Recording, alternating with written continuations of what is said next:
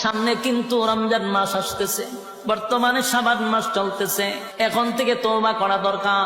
আল্লাহ আপনার হুকুম যা লঙ্ঘন করছি, তাম জিন্দেগির গুনার বোঝা মাথায় লইয়া নজরুলের রহমতের সময় যদি চোখের পানি গুলো ছেড়ে দিয়া কান্দেন আর বলেন, মালিক জীবনের সব গুনার উপরে লজ্জিত, আল্লাহ এতদিন আপনার হুকুম পালন করি নাই, আল্লাহ শয়তানের ওয়াসওয়াসায় পড়ে করছি গো, আপনি মাফ করে দেন।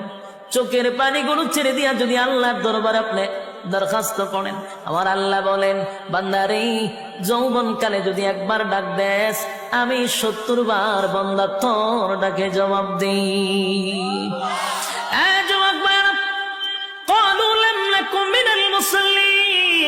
যারা দুনিয়ার জমিনে মুসল্লি ছিল না, তারাই তো জাহান্নামী, এক নম্বরে জাহান্নামে যাওয়ার কারণ।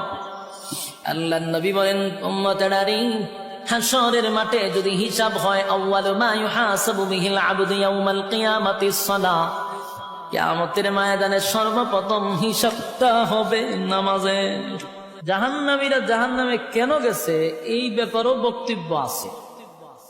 জাহান্নামীদের বক্তব্য, তারা বলবে যে আমরা 4টা কারণে আসছি।